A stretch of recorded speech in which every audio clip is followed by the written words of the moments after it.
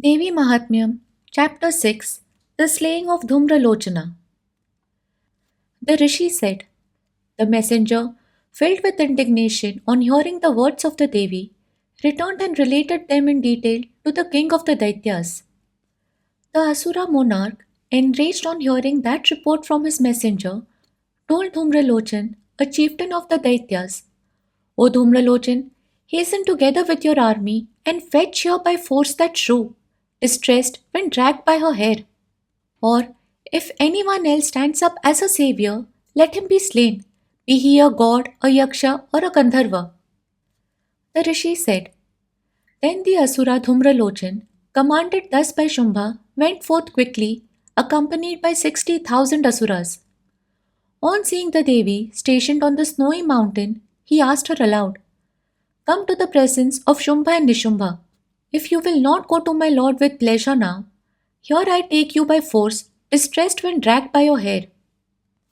The Devi said, You are sent by the lord of the Asuras, mighty yourself, and accompanied by an army. If you thus take me by force, then what can I do to you? Thus told, the Asura Dhumralochan rushed towards her, and thereupon Ambika reduced him to ashes with a mere heave of the sound hum. Then the great army of Asuras became enraged and showered on Ambika sharp arrows, javelins, and axes. Then the lion, vehicle of the Devi, shaking its mane in anger and making the most terrific roar, fell on the army of the Asuras. Some Asuras it slaughtered with a blow of its forepaw, others with its mouth, and other great Asuras by treading over with its hind legs. The lion with its claws tore out the hearts of some and severed heads with a blow of the paw, and it severed arms and heads from others, and shaking its mane, drank the blood from the hearts of others. In a moment, all that army was destroyed by that high spirited and exceedingly enraged lion who bore the Devi.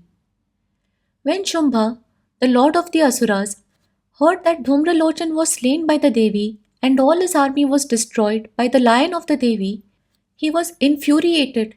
His lip quivered and he commanded the two mighty Asuras, Chanda and Munda. O Chanda and Munda, go there with a large force and bring her here speedily, dragging her by her hair or binding her. But if you have any doubt about doing that, then let the Asuras strike her in the fight with all their weapons. When that shrew is wounded and her lion stricken down, seize that Ambika, bind, and bring her quickly. Here ends the sixth chapter, called The Slaying of Dhumralochan of Devi Mahatmya in Markandeya Puran during the period of Savarni, the Manu.